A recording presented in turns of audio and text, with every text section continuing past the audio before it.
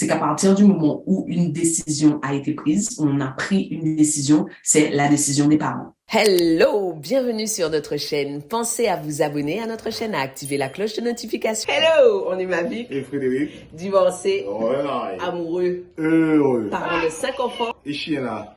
expatrié, non pas dit, et chez là, non. Pas dit ça, non. Hello! Hello. Aujourd'hui, le sujet qu'on aborde, c'est qui tranche quand on n'est pas d'accord au sujet de l'éducation des enfants. Ah. Donc, qui tranche pourquoi? Pourquoi tu fais ça? Non, c'est bon. Comme ça, c'est toi qui tranche. Bon, alors, quelle est ton opinion? Qui tranche? On n'est pas d'accord au sujet d'une décision à prendre, au sujet des enfants, qui tranche? Pour moi, quand on n'est pas d'accord, on discute. Ça dépend du sujet. Certaines fois, c'est moi qui tranche, d'autres fois, c'est toi qui tranche. Mais le plus souvent, c'est toi quand même. Quand il s'agit d'éducation des enfants, le plus souvent, c'est toi. Ok, mais dans l'absolu pour toi, quel parent devrait trancher?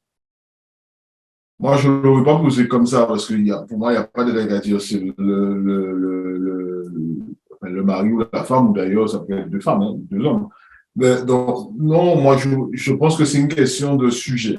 En fonction du sujet, il y a telle ou telle personne qui pourrait être plus au fait, ou en tout cas plus informé sur tel ou tel sujet. Exemple, quand par exemple on parle de nutrition, de nourriture, moi je te laisse trancher parce que je considère que si c'est pour moi, les enfants risquent de souvent manger McDo parce que c'est plus pratique, plus facile et c'est pas forcément ce qu'il faut avoir tous les jours. Donc voilà. Donc non, ce n'est pas ce qu'il faut avoir tous les jours. On n'a rien contre, mais non, ce n'est pas ce qu'il faut avoir tous les jours. Donc je pense que c'est plutôt en fonction du sujet.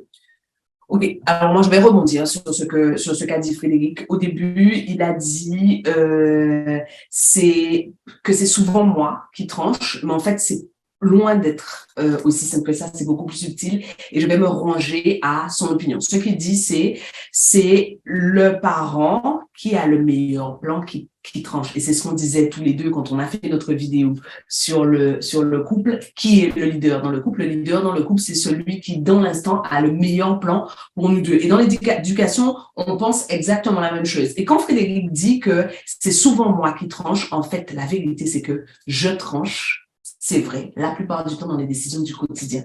Parce que c'est moi qui gère le quotidien. Et en fait, c'est extrêmement représentatif de nos personnalités. Les enfants iront plus facilement vers Frédéric pour les décisions à long terme. Je prends un exemple tout simple. On a un d'entre eux met du temps à apprendre à lire, ou un d'entre eux a du mal à prononcer, ou un d'entre eux fait pipi au lit, ou un d'entre eux a un chagrin d'amour. Ce sera moi qui vais dire, t'inquiète, je gère, je suis capable de m'asseoir tous les jours avec eux, je vais trouver ma méthode, mais je vais vaincre le problème, tu vas voir, on va y arriver. Quoi qu'il advienne, aucun bulletin ne me déstabilise, aucun retard de prononciation, de retard moteur, rien ne me déstabilise. Je vais dire, OK, voilà ce qu'on va faire. Ça, c'est la même chose. Un de nos enfants va être malade, c'est moi qui vais dire, voilà, prends telle plante, fais telle chose, etc. On va avoir une question d'orientation. Il va falloir décider si ta fille va à U of T ou si elle va à TMU, avec qui elle aura cette conversation, avec toi. Et en fait, à ce moment-là, moi, très naturellement, je me mets en retrait parce que la portée, la façon dont nous voyons les choses a des horizons différents. Et je me range, mais humblement à son avis parce que les questions qu'il va poser à Kiman, à ce moment-là, ou les arguments qu'il va me donner à moi, au moment où on va parler d'orientation, de choix à long terme, vont être complètement différents des arguments que moi, je vais donner sur l'instant quand je vais dire « ça suffit ». Là, on arrête les devoirs, ils ont assez travaillé ou non, ça suffit, il faut continuer parce qu'il faut qu'on arrive à telle ou telle chose. On a vraiment des domaines, des champs de compétences extrêmement différents dans l'éducation de nos enfants, ce qui fait qu'en fait, on a très, très peu de conflits sur les choix.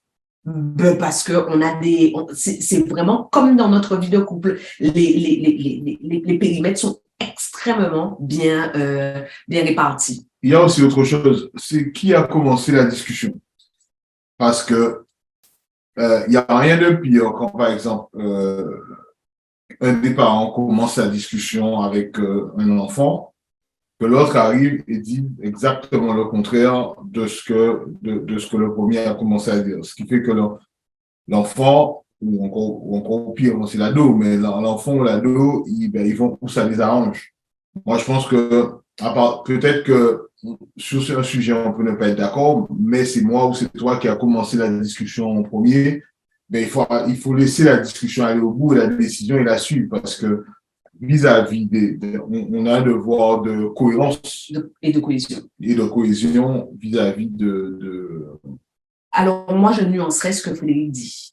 Dans l'absolu, je suis d'accord. Comme on part du principe qu'on a les mêmes valeurs et la même vision de l'éducation, j'aurais plutôt tendance à laisser le parent qui a commencé aller au bout. Néanmoins, il peut arriver que je sois pas d'accord avec quelque chose ou qu'il ne soit pas d'accord avec quelque chose.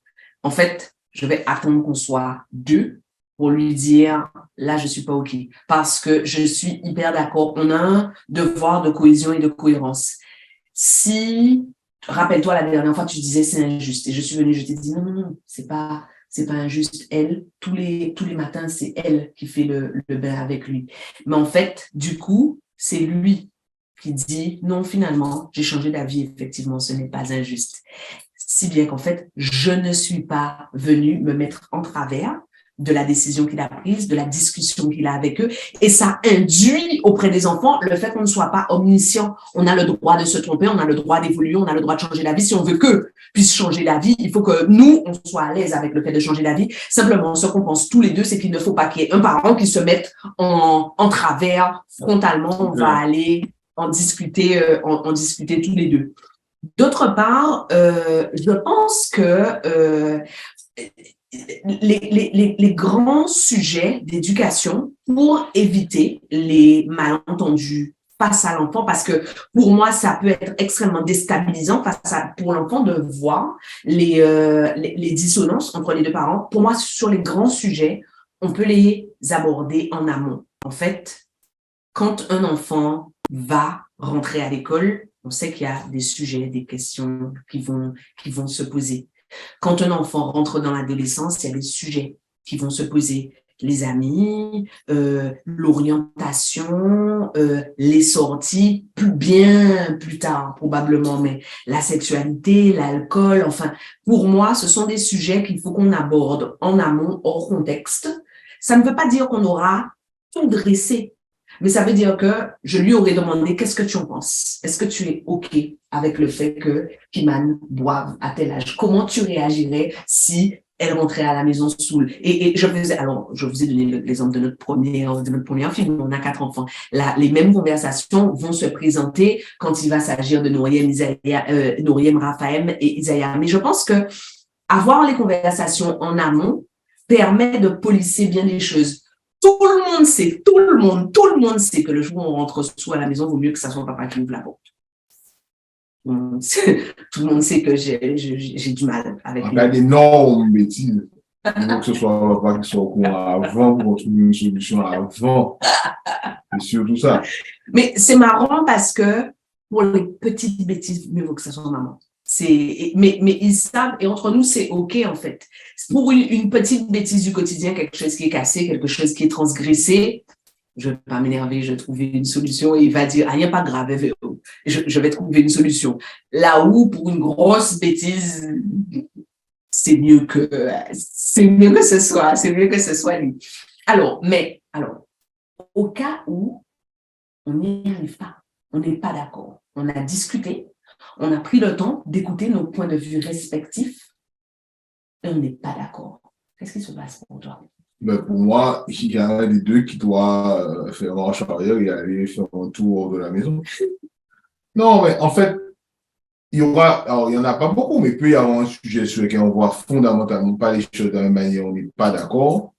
Ça sert à rien. La pire chose, c'est se chamailler ou se battre devant les enfants.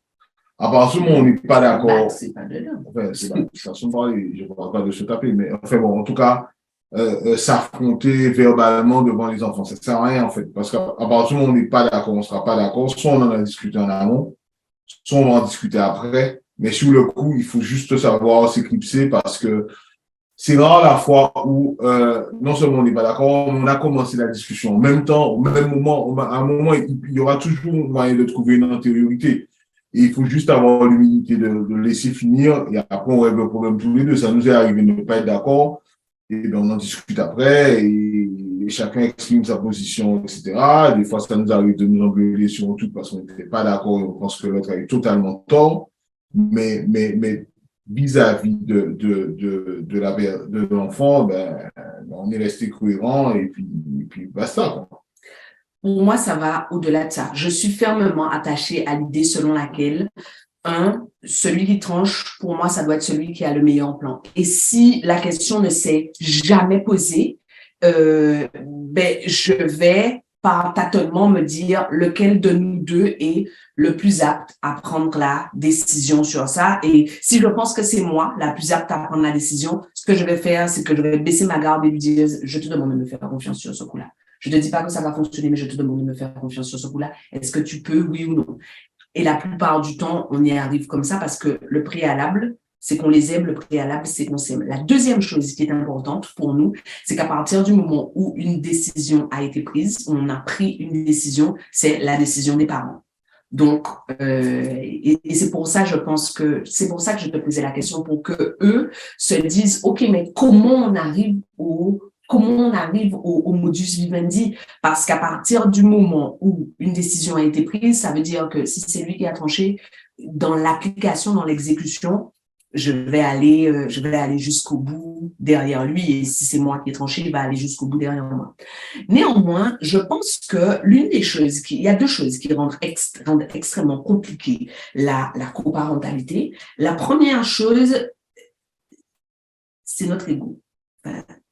Très souvent, si on considère l'enfant comme un individu ayant une personnalité différente et donc probablement une trajectoire complètement différente de tout ce qu'on a imaginé, de tout ce qu'on connaît, eh bien, si on arrive à le considérer, lui, comme un individu à part entière et qu'on arrive à se mettre d'accord tous les deux sur ce qu'on voit chez lui, ça devient plus facile de prendre une décision concertée. La deuxième des choses, c'est que ce qui oriente les décisions qu'on prend vis-à-vis de nos enfants, ce sont nos croyances, nos peurs et notre famille, d'où on vient.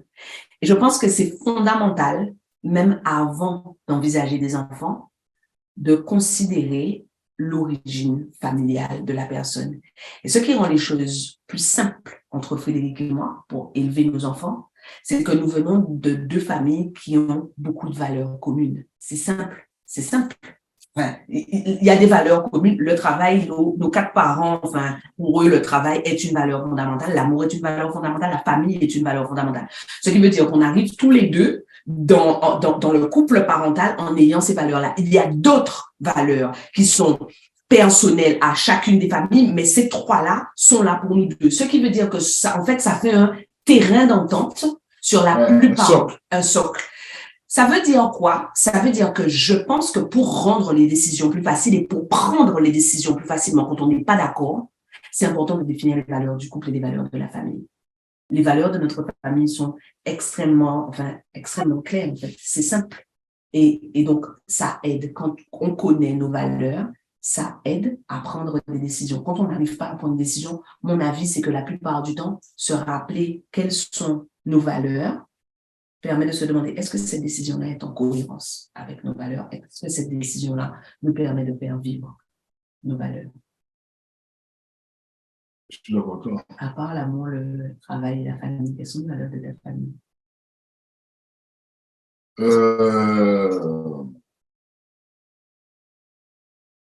Essayer de prendre du plaisir, moi je pense que ça c'est une vraie valeur. Et, dans ta famille, ton papa, ta maman, ton frère et toi.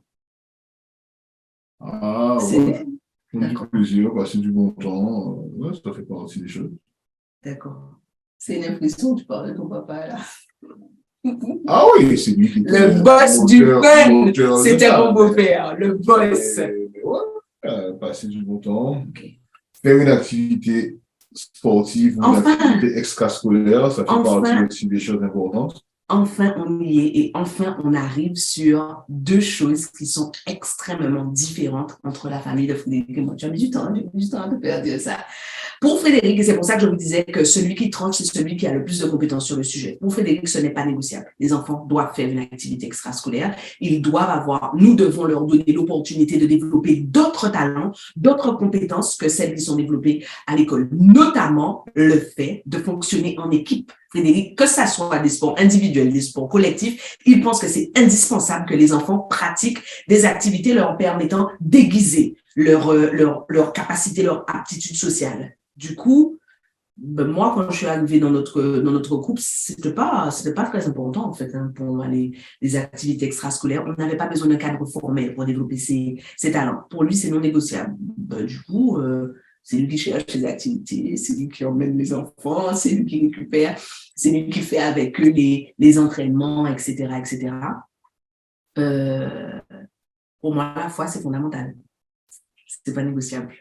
Je suis arrivée dans notre couple en me disant, quelle que soit l'orientation qu'on va choisir, je veux que nous pratiquions la foi, que nous ayons. Donc, on a mis du temps à construire notre pratique familiale de la foi. Mais pour nous, c'est important. Un moment, c'est moi qui ai amené le sujet sur la table. Bon, la vérité, c'est que c'est lui qui a fini par approcher, mais c'est moi qui ai amené le sujet sur la table. Quand on oublie, c'est moi qui reviens en disant il faut faire, etc. Quand les enfants partent en vacances, sans nous, c'est moi qui dis ou mamie, tati, je souhaite que nos enfants continuent.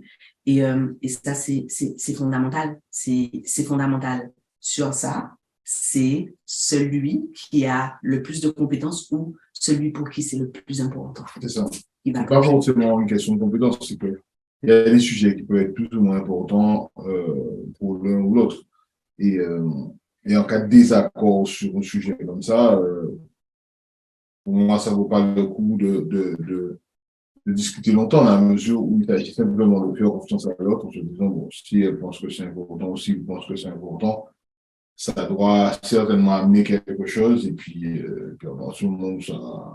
Et la vérité, c'est que chaque fois qu'on s'est rangé à nos avis respectifs, la conclusion, ça a été ça. Moi, il m'énervait avec ces trucs d'activité, il faut chercher, etc.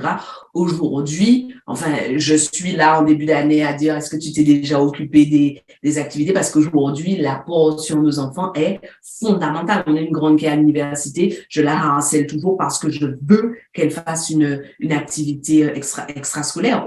On finit toujours par se ranger à l'idée que ça apportait quelque chose. Ce qui, pour moi, m'amène à notre dernier conseil. Il faut choisir ses batailles. Toutes les batailles ne valent pas la peine d'être menées.